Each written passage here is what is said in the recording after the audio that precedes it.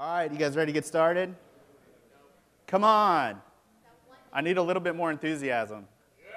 Hey, we could spend like 40 minutes looking at the useless web. You guys want to do that? Man, I spend entire days looking at the useless web. It's what I do. It's a chicken on a raft.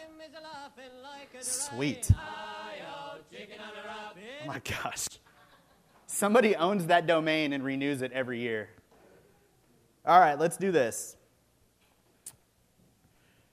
All right, this is Defying Facebook, creating mobile applications with HTML5 that scream. This presentation was created with Reveal.js, of course, because you can't do a presentation on HTML5 anymore and not do it in the browser. And I want to be hip, and I don't have my skinny jeans on, so instead we're going to do Reveal.js. And also, I'm pleased to announce that this presentation is brought to you in cooperation with Reaction GIFs, because as we all know, in order to have a good presentation and learn something, you're going to have some animated GIFs. All right, so let's get started. Before I came to do this, Brandon asked me to please not do an introduction because I've been accused of doing long introductions in the past. So instead of talking about me, let's talk about you guys real quick, if I can make this thing work. Oh, I got to turn it on. Power is important. Nope. Brandon gave me a dead presenter thing. Oh, somebody booted. I heard it. All right, we'll just do it like this. So let's talk about who you guys are. Who in here would classify themselves as a web developer? Like when people ask you, what do you do? I'm a web developer. All right, so the majority of people. What about a mobile developer? Anybody say, I'm a mobile developer? Only two people? Okay, what about designers? A couple other designers. Okay, well, a couple things on that. The first one is, if you're a web developer, you are now a mobile developer, so congratulations. It's hard to be a developer anymore and be a web developer and not be a mobile developer as well because of the proliferation of the web and the web on mobile. And most of us are a blend somewhat of all three of these things, right? I mean, we do all three of these at some level, unless you're lucky enough to work at a place where somebody gives you a design and you just implement that design, and or you do the design and somebody else actually implements it. Does anybody work in a place like that that's real segmented? Very nice. You guys are lucky. What about the rest of us, right? You kind of like get like a vague idea, or you have the idea, and then you go and you do the design. Oh, sweet. Thank you. All right, so enough about you guys. Let's talk about me for a minute. It's my favorite part. So who am I? My name is Burke Holland. I work for Kindle UI as a dev advocate, which essentially means that I write a lot, and I record screencasts, and I answer angry tweets and things like that. I'm on Twitter at Burke Holland, so tweet about the session, if you would. I am a web developer, yes. I am a mobile developer, yes. And I am not a designer, but I try really hard, which essentially means that I know how to use Twitter Bootstrap at like a very fundamental level, and that's the extent of my design capabilities. Oh, and I can like clip stuff in Paint and then paste it in. So this presentation is really based on the work of these two gentlemen. This is Petro Ivanov and Kamen Bundev. These guys are the leads on the Kindle UI mobile team, and a lot of the information that we're going to go over today is based on a presentation that Kamen did at JSConf EU called Fixing the Mobile Web. But these two guys have spent an inordinate amount of time testing, developing, fixing, and generally a lot of agony to bring you the information that I'm going to bring you about how to build performant HTML5 mobile applications. Because the truth is, it's not nearly as straightforward as you think that it might be. All right, so everybody remember this? Does this look familiar to anybody? Come on, we've all seen this, right? Right? After you're on the toilet, you're finished playing Temple Run, you open up Facebook. Come on, don't act like that's not you. You've all done it. Oh, it's only me. Okay, I see how it is. Right? And then it's like this for like 10 seconds and never comes up, and then you just kind of give up, and you're like, well, I guess I don't need to know what my neighbor's having for dinner, so I'm just going to close it down. And people were really, really upset about this because it was a terrible app experience. It was horrible. It was borderline unusable. And so there was I think it was Deconstruct San Francisco back on September 11th of 2012. I don't know what's with that date. Zuckerberg gets on stage with TechCrunch, and he says, as their stock is in the tank, Our biggest mistake was betting too much on HTML5. And that was a very loaded statement, because in that statement, he implies that you cannot build performant, useful applications with HTML5, right? Because if Facebook can't do it, and all of their engineers, I mean, all they do is code, how can I do it? And that's simply not the truth, but that's kind of what was implied. And so the tech world kind of went reeling for about 24 hours, and then it just kind of died. But there was a little bit of concern, especially from tech journalists, of, is HTML5, is it really just hype?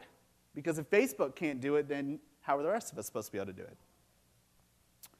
Well, in order to talk about performing in HTML5 applications, we need to understand the reality of mobile first. And the first one is that not everybody has an iPhone, an iPad, or a Nexus 7 or 15 or 20 or whatever it is now, all right? Because when you actually are developing an application, you picture your app running on one of those devices. But the truth is, not everybody has those devices. You do, but most people do not. And the second one is that it's not just phones and tablets. So let's talk about the first one. I was at Kroger the other day. This is Kroger, keep in mind. And I was walking by an aisle, and this is on the end aisle, okay? These are smartphones. These are pay-as-you-go phones. So you can get the device, no contract, and all of these devices are running Android 2.3. Does anybody know what the current version of Android is? For what? 4.1. 4.1.2? 4.1.2.1.2.1.7.0.0. It's like canary versions. And this one over here on the left, that's Android 2.2. So these phones are first iteration Android devices. This is the reality of mobile. Somebody can walk into Kroger without a contract, can pick up one of these phones, and they are immediately part of the problem. And they may have access to your application via the App Store. So this is really what we're looking at when we talk about the mobile landscape. The second one is that what constitutes mobile? We tend to think of mobile as phones and tablets, right? What about refrigerators? A friend of mine just bought an LG refrigerator, and it has a touch screen on the front. And on this touch screen, this device is connected to the internet. So he can change the setting of his fridge via the web or some app on his phone. I mean, is that considered a mobile application? I don't think it's running Android, but it could be. Exactly. What about this right here? Is that mobile? It's $199. How much is an iPad? $500? It's not a computer. It doesn't have a file system that you can really have access to. You're kind of agnostic of it. It stores everything in the cloud. This is the new Chromebook. It's running Chrome OS. We recently had the opportunity to work with Google on this. And let me see. Open up a new Chrome window here. And what we found was we created an application in conjunction with Chrome using Chrome packaged apps, which are HTML5 apps that are built in the Chrome runtime, but that run outside of the browser. But all of the apps that you see on Chrome OS are these kind of apps. They're all HTML5. None of it's native stuff. It's all HTML5. And so these devices that they're selling for $199 have an undisclosed amount of RAM, number one. And number two, they have Celeron processors, and they are not built for performance. Now, this runs great on my Mac, which has 8 gigs of RAM and like a quad-core processor with, or maybe 8 cores. I don't know. It's ridiculous. But on those devices, what we discovered was we have a lot of these like filters and stuff. That's a good one. And you could take pictures, and it animates down. And that animation that you just saw, the transfer, very slow on these Chrome devices, almost unusable, right? Where it would kind of start, and then it would just snap into place. Another one was we have these page turn effects right here. And this is built with Kendo UI Mobile, but under the covers it's all CSS and JavaScript. These are CSS transitions. So these page flips and then the zooming like that, all of that stuff works great on a PC, but it doesn't work so good on mobile. It was very glitchy. And so we had to do a lot of performance tweaking when working with HTML5. And what I realized is that when a vendor gives you a native framework, that framework is optimized for their platform, and it is in their best interest for it to scream. when it comes to HTML5, it has not been performance tweaked. It just is what it is, and it is up to you to make it work the way that users expect it to work and for it to be fast and fluid. All right. So as we look at all these devices, the Chromebooks, the tablets, the phones, not sure about the fridge, but everything is pretty much WebKit based, which is really, really good news because we love WebKit. It's what powers Chrome, and we tend to think of WebKit as being the engine behind very capable and really awesome browsers. But the bad thing is that pretty much everybody implements it differently. So when vendors are actually putting their browsers out, even though they're WebKit based, WebKit's open source, and so what they do is they pick and choose the features that they want, and they bundle that up, and then they make a browser out of it. I mean, look at the Android platform's got two browsers. They have the Android browser, and then you have the Chrome browser, and they're completely different in their functionality, both WebKit based. Same company, two different divisions, both of them pulling different distributions of WebKit. And so the bad news with that is that even where you have features that are supported, they're sometimes close to or completely unusable. So you get slow performance, it doesn't render the way that you think it should, or you have events that are just missing or just don't fire, right? So you may click on something and there's no click event. And you're like, where's the click event? What's the point in having a button if I can't click on it? And this is the reality, depending on which distribution or platform that you're on.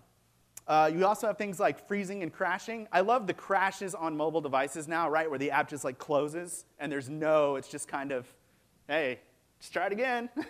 Like used to be you got a blue screen of death and you're like, oh crap, you knew that you crashed, and now it just dies.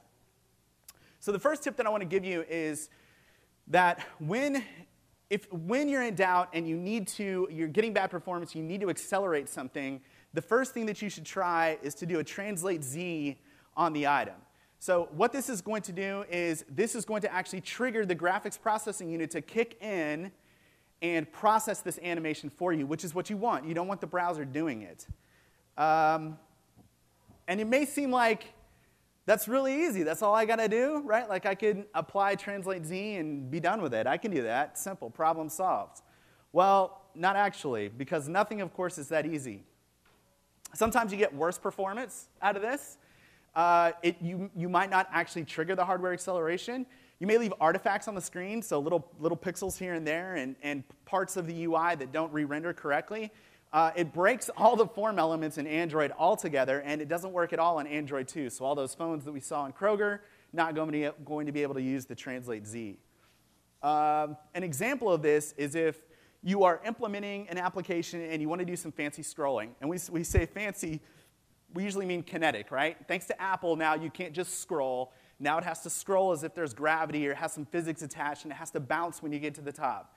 And so as you try to implement this scrolling, and we're not talking about scrolling in the browser, we're talking about a fixed header and a fixed footer, something that behaves like a mobile application, and as you scroll, it should look like native scrolling.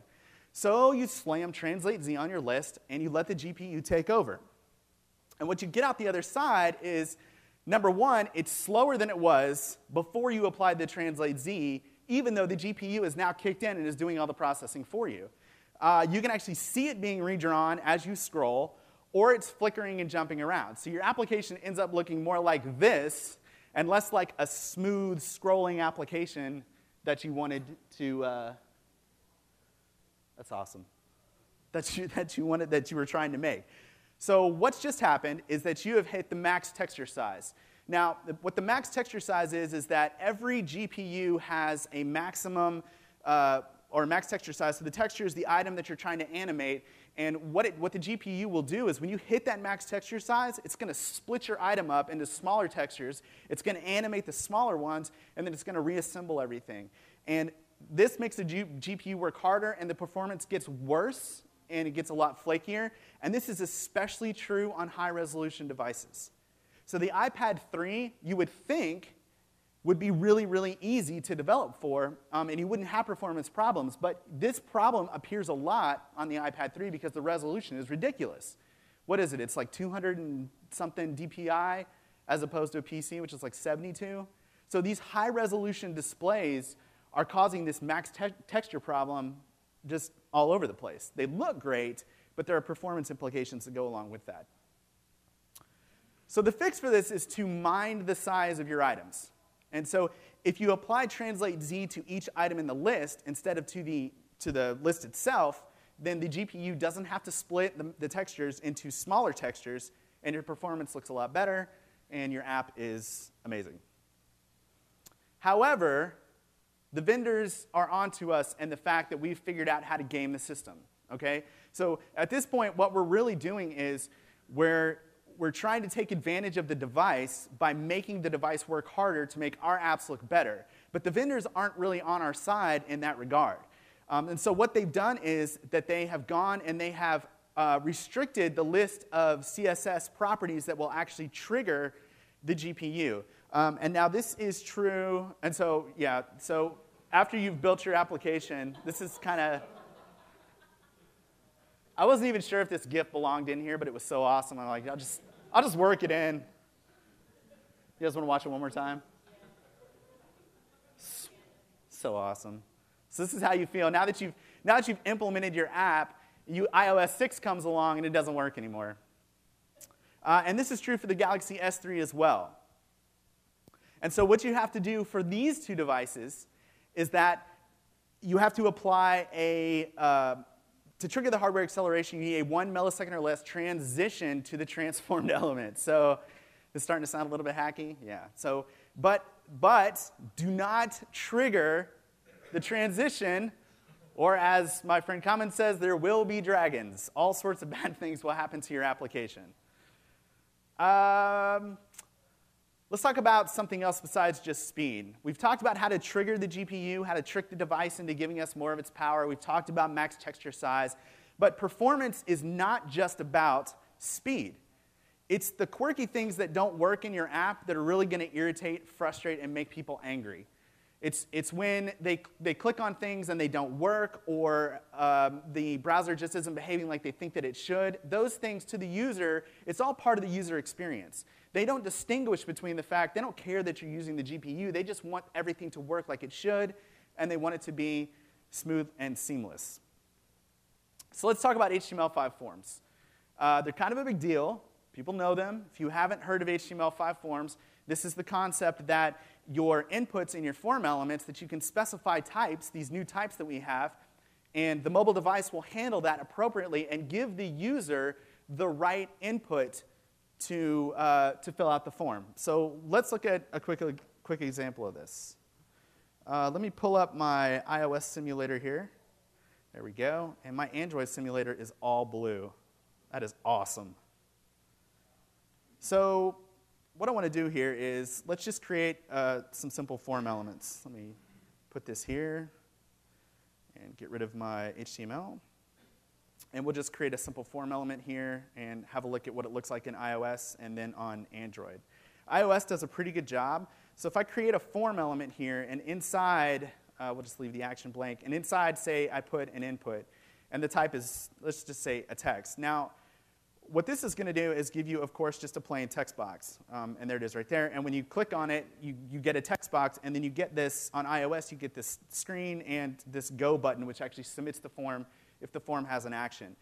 Over on Android, the big blue Android, for whatever reason, what you get is a screen that won't refresh. Come on, Android. Oh, it's so fast.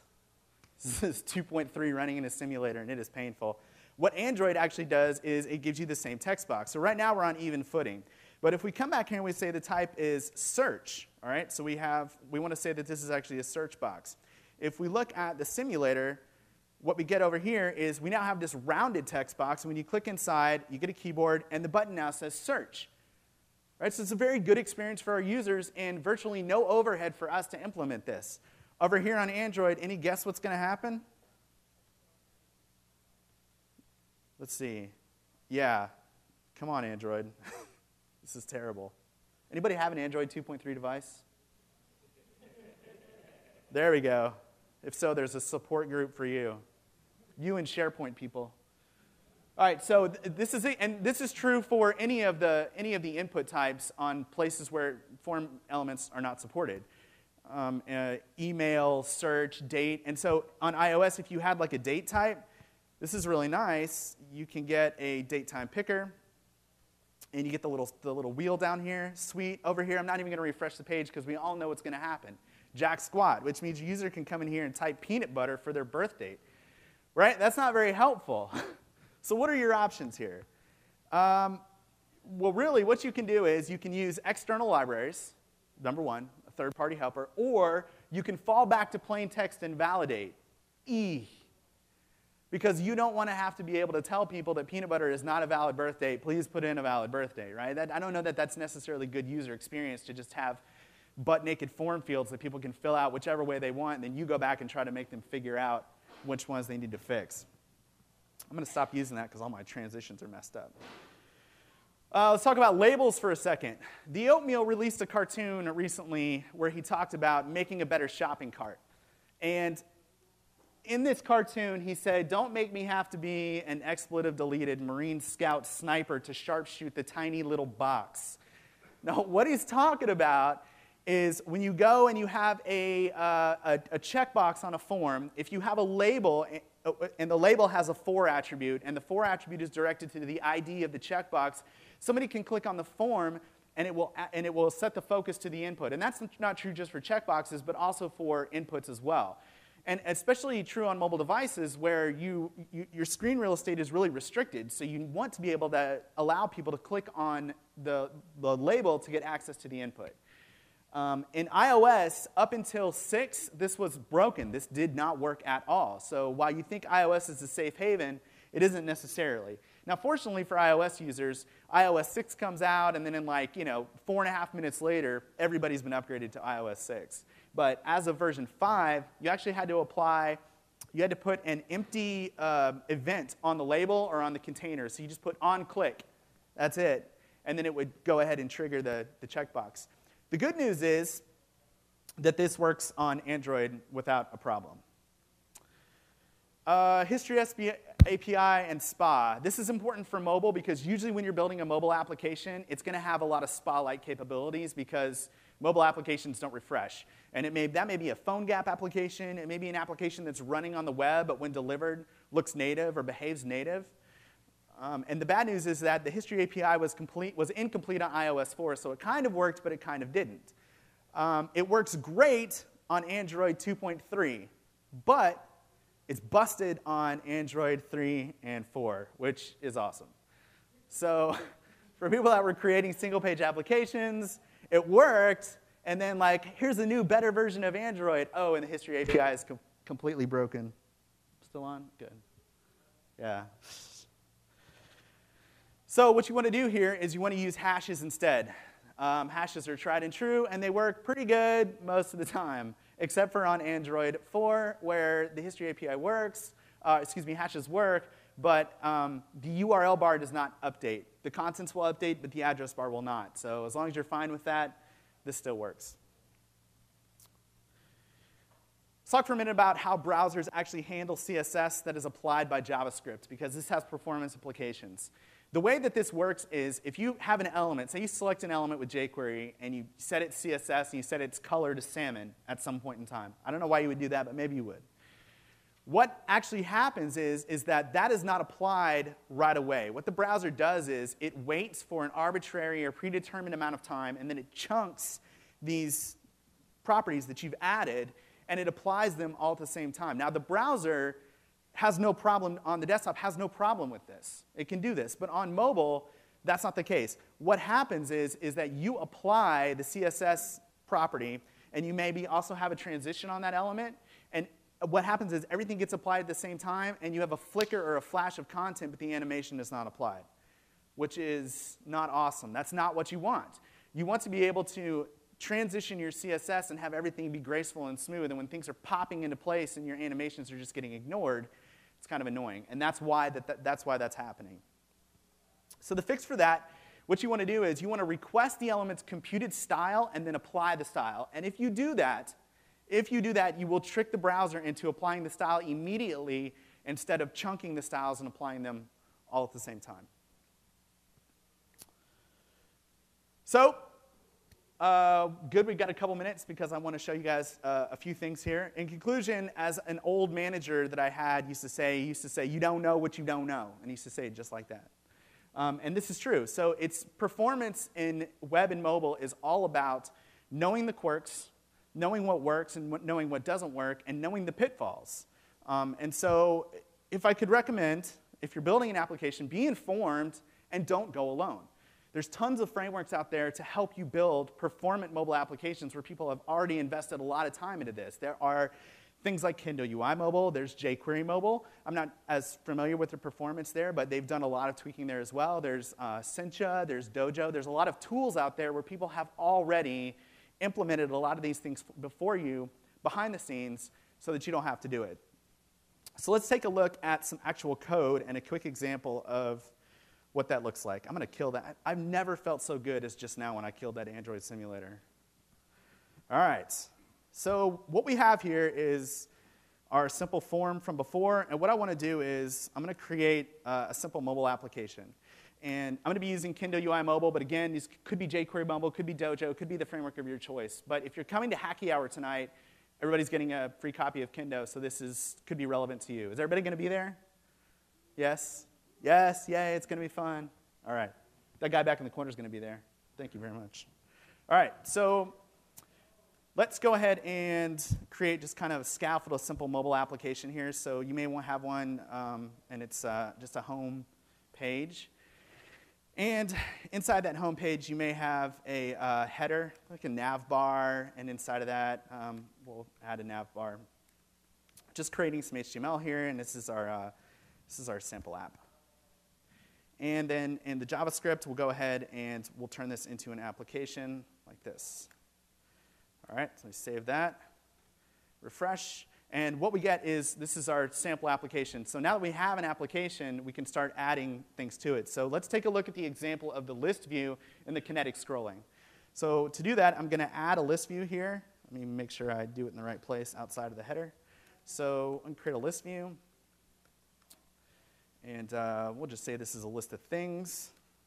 There we go. Now, if we look at the empty list view, we'll see that we get a background here, and then we can start adding things to our list view. So let's add a bunch of items. So maybe we have, like, I don't know, 30 list items, and they're all things, like thing 1 through thing 25. I don't know, 20. Thing 1 through thing 20. Sublime.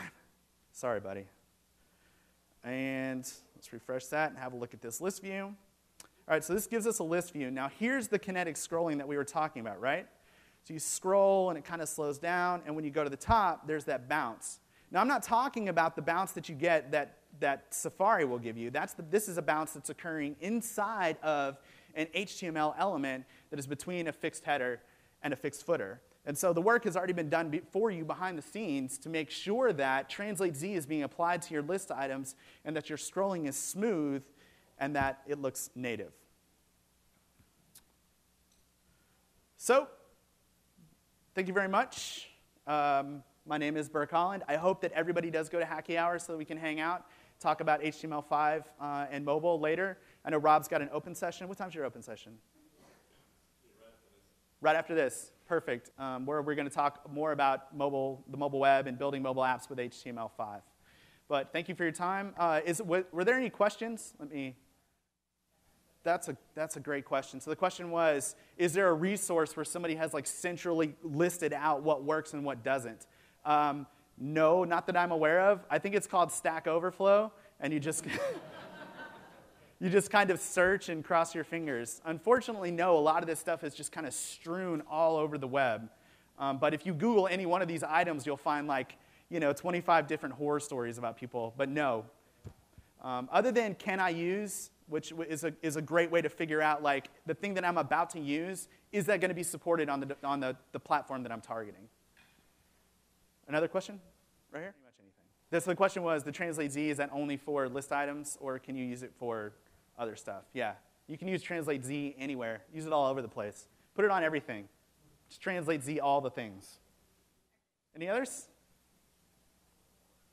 Nope? All right, well, thanks so much. I appreciate everybody coming. Thank you so much.